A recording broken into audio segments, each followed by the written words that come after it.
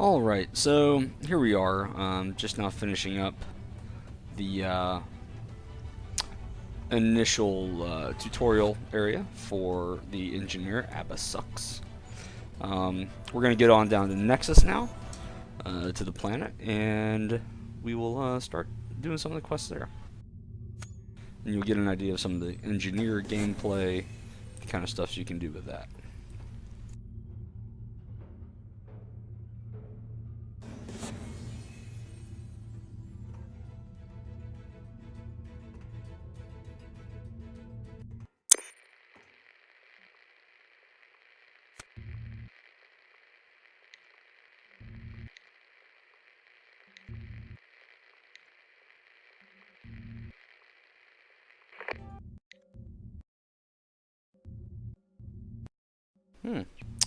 Seem to be having some lag.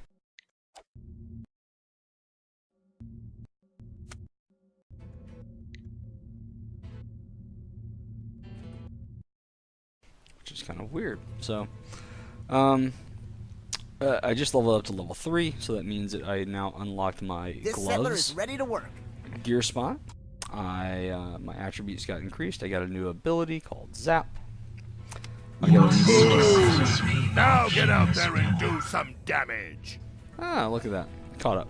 Now I got my third action slot opened up, which is right here, as you can see. And I got a couple new zones that I can go to. So, probably going to end up going to Everstar Grove, which is where most of the Orans and Mordesh end up going. You can choose to go to a different area if you want to. You don't have to go to that one. But I'm just going to go there, anywho.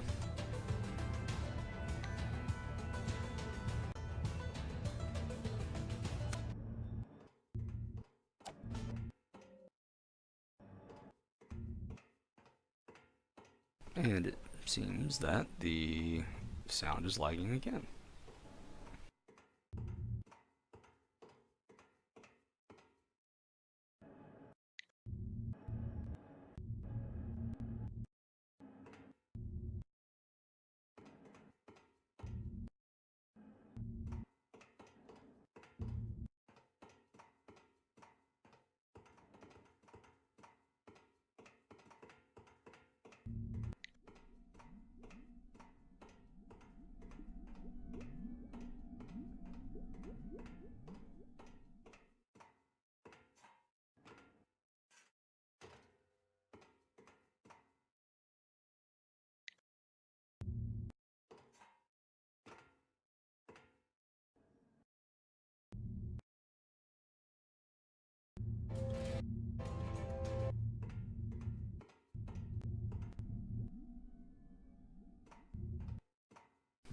Strange.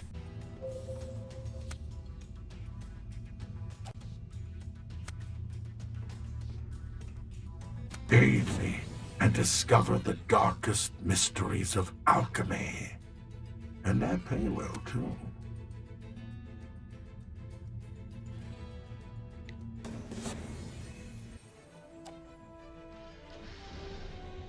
And here we are, heading off down to Alright, drop Nexus. pod 22, y'all are clear to launch for Nexus. We got word you're needed down at the Vitalist production facility in Everstar Grove. Watch your back down there.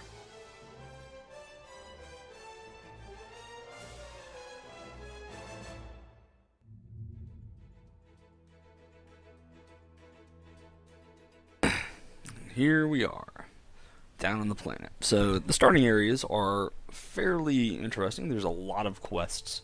I'm not going to call it a complaint about the game. One of the, I guess you can say, things that are a little bit interesting to get used to is that there are quests everywhere, literally everywhere. And it can be difficult at times to catch all the quests. So just make sure that when you're out and about looking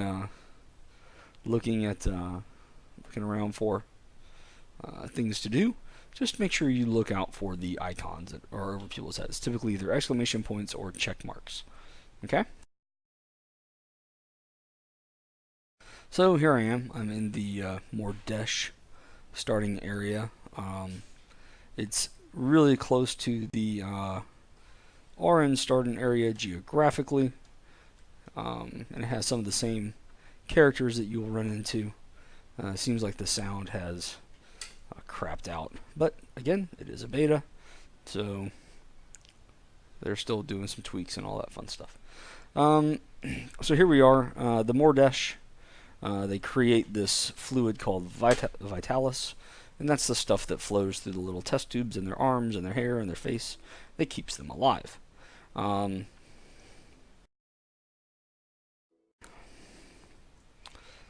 So we're going to go ahead and kind of run around. So see right here, we've got this guy's got a check mark over his head. That means that there is a completed quest that I can turn into him. How lies the situation? I am filled with foreboding. Fate smile upon you.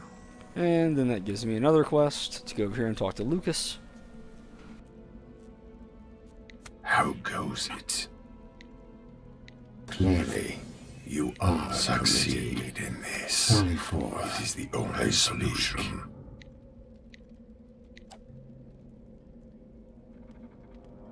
So, as you can see, some people have multiple quests that they will initially pop up during the initial conversation with them. Just make sure you get as many quests as you can. Obviously, questing is the best way to level up, and you know, you don't want to miss out on anything. So, pretty close around here, we should have a trainer. They look like vending machines. Some of them look like robots with boxing gloves. They're kind of cool. Also, you see these little things right here. So this guy is a settler. So that is a resource that I can collect, that little box. It's got that thing that looks like a price scanner at a Walmart and IKEA. So I can click on that, and I'll collect that resource. Now those resources will allow me to do neat stuff. Like I can come over here as a settler and I can repair some of these things. Oh, look at that. I just created a science bot. Most of those things are just cosmetic. They don't really have any effect on the world. They just kind of make the base look pretty. There are some things that I can use to collect a number of resources, and then I can build stuff. I can build hit point stations. I can build buff stations. All these neat little things that you can build. That just allow other people to utilize them and get some buffs. Channel switched. This is a resurrection marker. So if I die over here and I say resurrect at the nearest gravestone or resurrection station, this is where I'm going to come. And the little robot that's inside is going to say something ridiculously silly to me. And we'll see how that goes. Alright, so I'm going to kill this Mist Paw Thrasher over here, simply because he looks evil.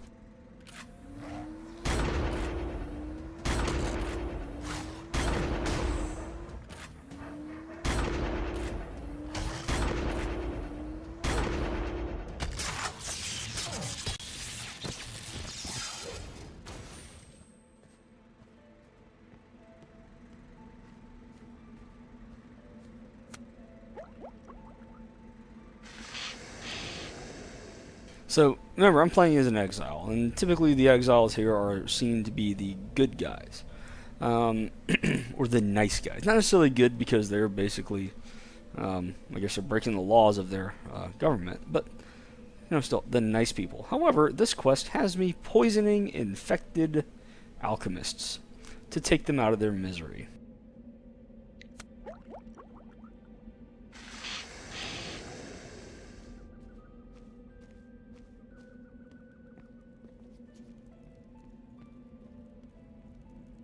This guy's leaking. He's got some issues.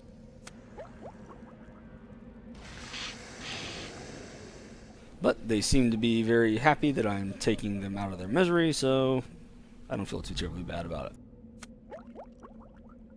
it. My next part of this quest is to kill these ravenous Mordesh. So this guy right here is about to get a dose of death.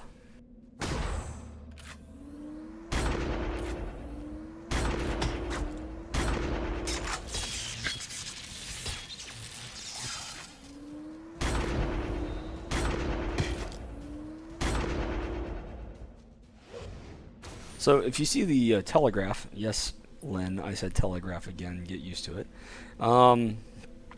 From my main attack there, it's kind of got this handy dandy nifty cone in front of me that has different ranges at different parts of the cone, and it does different various levels of damage depending on where you have someone in that cone. So right now they're in the center part of the cone, now they're in the outer part of the cone.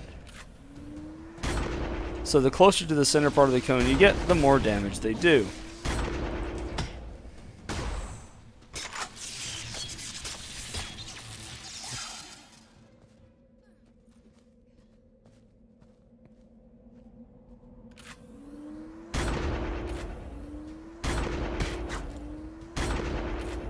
When you crit, the damage number is yellow.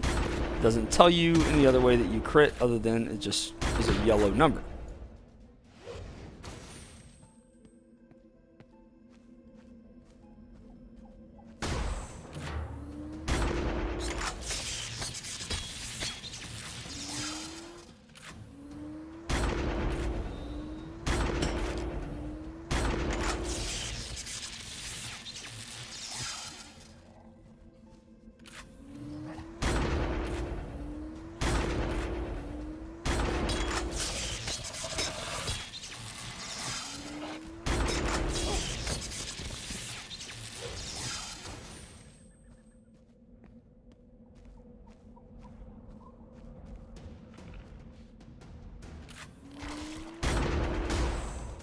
Ah, missed.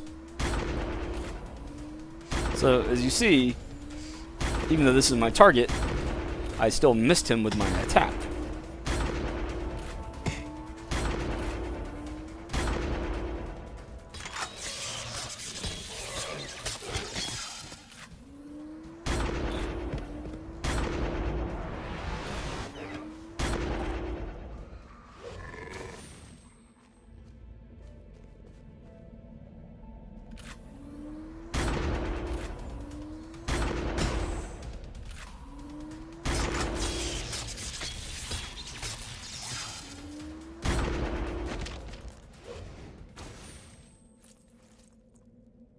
Ooh, got some gloves. Nice. So, the items that you equip change the look of your character. One thing that you can do is you can... So, for example, I don't like the pants. I don't like the look of my pants, but they are better gear than what I have on.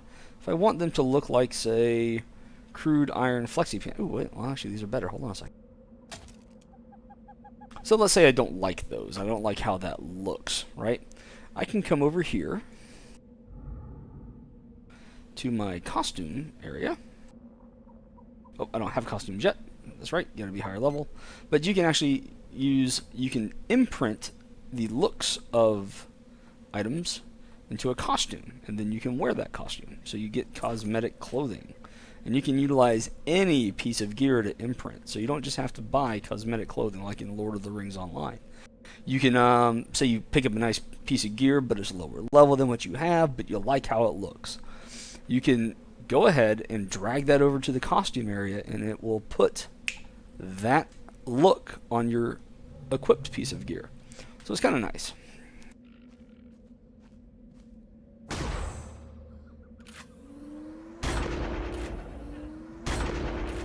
So if y'all remember the Spellslinger, when I was talking about the class abilities that they have, his is called Spell Surge, and that kind of gives him, damage boost, damage increase, all that other fun stuff. The Engineer has something known as Eradicate. Now this is a mode, kind of like a stance, I guess you could say. Now there's two types of roles that an engineer can play. They can tank or they can DPS. Okay? Right now the Eradicate is the DPS stance, so to speak. You get more stances as you level up. But the Eradication Exosuit, you gain 10 volatility per second. Volatility is this bar right here. Volatility is what allows me to cast Electrocute. So some of your abilities will utilize volatilities. You have to build it up. Okay? If you ever played City of Heroes, it's kind of like the rage mechanic for brutes or stuff like that. It also does an additional damage, and it will also create like an AOE around your target. So I'm going to hit Eradicate right now, and I'm going to go ahead and I'm going to attack this Mordash up here, just for giggles. But I'm going to hit Eradicate during it. Now watch what happens to my character. He gets a nifty little exosuit that pops up around him. Looks pretty cool. So here we go. I don't like how fast this is going, so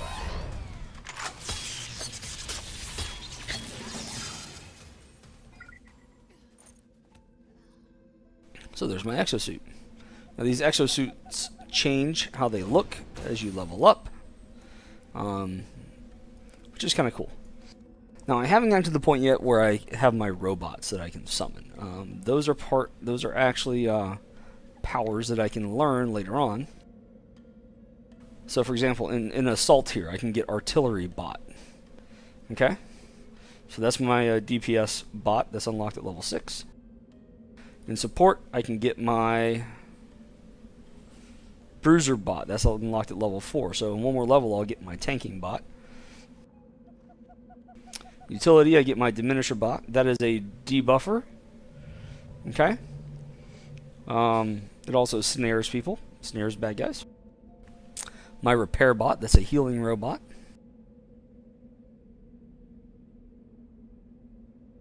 Here's my path powers. I can create a campfire where people can heal at. I can summon a mailbox. I can summon a vend bot. I can summon an ability kiosk. I can summon a crafting station. So all sorts of neat stuff that other people can utilize. Amps, I don't have any amp points yet because they are not at a high enough level to get them yet. But that's the action set builder. So you can change your various abilities that you have and whatnot and save them to an action set, and you can custom tailor your various action sets to various things.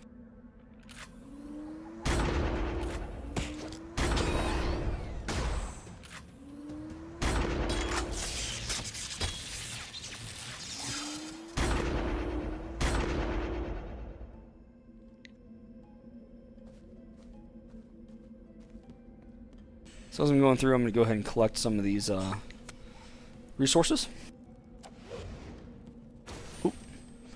It's a wild ad of stampeding bone grazers or something.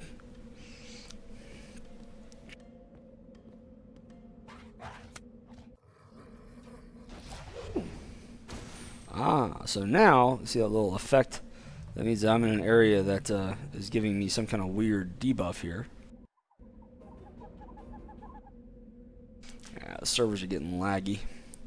Seems that, the beta weekend's almost over with. So, I'm actually just going to go ahead and log off, and I will continue some of my little previews during the next weekend. So, take care.